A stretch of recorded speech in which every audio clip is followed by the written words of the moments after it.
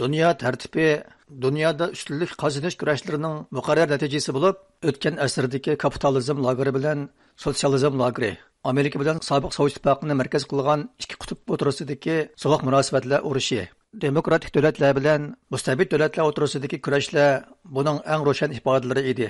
Bugungi kunda bu kurash siyosiy, iqtisodiy raqobat va yangi shakldagi ideologiya bilan namoyon bo'layotgan bo'lib, Xitoy bu jihatda kuchli rol o'ynashga kirishib, Xitoyning ta'siri ostidagi yangi dunyo tartibi o'rnatishga urinmoqda ekan. Yaqinda Amerikadagi xalqaro taraqqiylardan bo'lgan qurilish guruhi to'g'rida e'lon qilingan Shi Jinpingning dunyo tartibi ideyasi nomli maqolada Xitoyning Xitoycha demokratiya orqali yangi dunyo tartibi qurishni tashabbus qilayotganligi, g'arb davlatlarining bu tashabbus oldida ojiz kelayotganligi va dunyoning siyosiy yuzlanishini kontrol qila olmayotganligi ko'rsatilgan.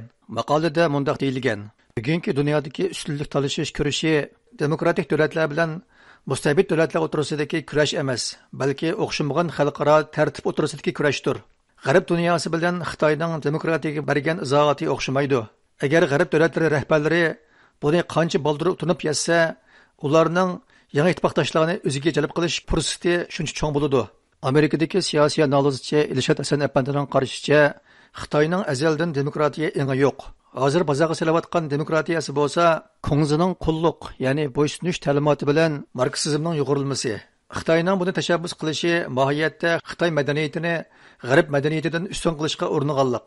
Shi Jinping bu demokratiya allariga e'lon qilgan jangi amaliyotda Xitoyninki an'anasi Confucianism bilan kommunistlarninki ideologiyasi yugurilgan, yana demokratiya birlik keltirish, yana minju jidongji deydi Xitoy. Demokratiya ama oxirisi birlikka kelish. Bu birlik degani Shi Jinpingning ideologiyasiga birlikka kelish.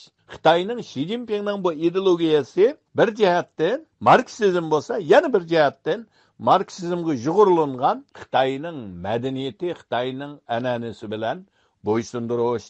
Endi bu bugungi zamondagi buning varianti nima deganda, Xitoy tuzumi bilan hozirgi g'arb madaniyatining ustiga qurilgan demokratiya tuzumiga jang e'lon qilish, oxirisi Xitoyning mushu tuzumini butun dunyoga tengish. Bu faqat iqtisod bilan yoki diplomat bilan epmengish emas. Bu ideologiya jang, madaniyat jang desakmi bo'ladi. Buning da bir kelganda menimcha bu marksizmlar emas, Xitoy Confucianism bilan buni birlashgan yangi bir Xitoy madaniyatiningki yana g'arb madaniyati bilan bo'layotgan bir to'qinish, yana eng ilg'or ideologiya bo'lgan demokratiya bilan bo'lgan ideologiya to'qinish.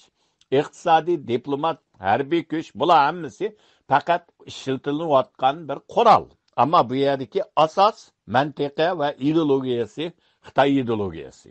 Maqolada ko'rsatilishicha, Xitoy Kompartiyasi bosh sekretari Shi Jinpingning yaqinqi vaqtlardagi diplomatik safari Ukraina urushini to'xtatish haqida sungan atalmish tinchlik plani, Saudiya Arabiston bilan Iroqning munosabatini asliga keltirishda o'ynagan roli qatorliqlar xalqaroga qandaqdir Shi Jinpingning nazaridagi dunyo tasavvurini sungan bo'lib, Osiyo, Afrika va Latin Amerikasidagi ko'plagan davlatlar uchun jalb qilish kuchiga ega ekan.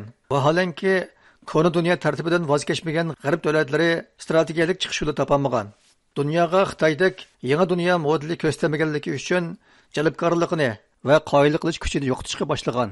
Amerikadagi Xitoy ishlari analizchisi Gordon Changning qarashicha, g'arbdagi demokratik davlatlar qalaymuqonchilik ichida qolgan va chiqish yo'li topolmaganda bugungidek ahvol yuz berdi ekan. U mundaq dedi: This time resembles the late 1930s when the West's great democracies were in disarray. Bugungi vaziyat 1930-yillarning oxiridagi vaziyatga o'xshab ketadi.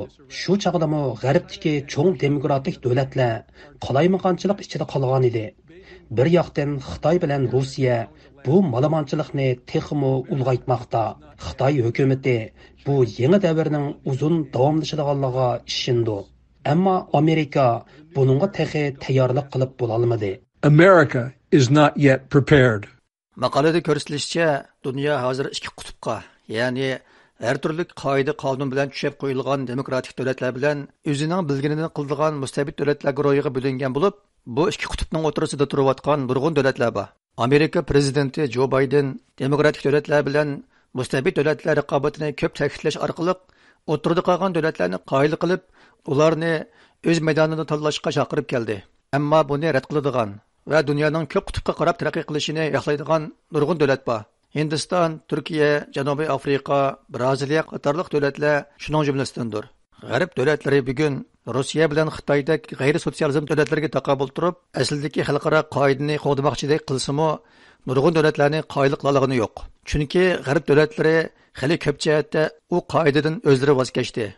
Rossiya bilan Xitoy 1945-yildan keyin shakllangan xalqaro tartibni buzishga urinib keldi. Ammo bu tartibni g'arb ellari shakllantirgan. Ular xalqaro qoida tuzumni o'z manfaatiga beqib o'zgartirdi deb qaraydigan davlatlar xili ko'p. Xitoy va Xitoyning ta'siriga uchragan davlatlar Rossiyaning Ukrainaga kirishini tajovuzchilik deb qaramaydi. Balki Ukrainaning egilik huquqi qo'g'dildi. G'arbning ta'sir kuchi oziydi deb biladi. Amerikadagi analizchi Andres Korning qarashicha, Ukraina urushi demokratik davlatlar bilan mustabid davlatlarning qutblashishini ilgari surdi. U ilxat orqali yo'llagan javobida mundaq deydi. Ukraina urushi Xitoy bilan Rossiyaning munosabatini texmi kuchaytirdi. Uzun yillardan buyon ular Shimoliy Koreya, Iran, Birma, Venesuela qatorliq lükchak davlatlar bilan quyuq aloqada bo'lib keldi. Ular hozir Saudiya Arabiston, hatto Hindistonni o'z qo'yniga tortmoqchi. Mustabidlar bir-biriga yordam qilganda to'liq shaxsiyatchi keladi. Holbuki demokratik davlatlar bir-biriga yordam beradi. Andres Korning qarashicha, Rossiyaning tajovuzchilik urushiga qarshi chiqmagan, betaraf turib olgan yoki uni qo'llagan davlatlarning mavjud bo'lishida Xitoyning o'ynagan roli nihoyat cho'ng. U Amerikaning ta hozirgacha Xitoyga bo'shanliq qilayotganligini ayblab mundaq deydi. Rossiyaning Ukrainaga tajovuz qilishi, Xitoyning Tayvanga tahdid silishiga Amerika yangi jazo qo'llanmadi. Balki Xitoydan Rossiyani askar chekindirishga qoyil qilishni o'tindi.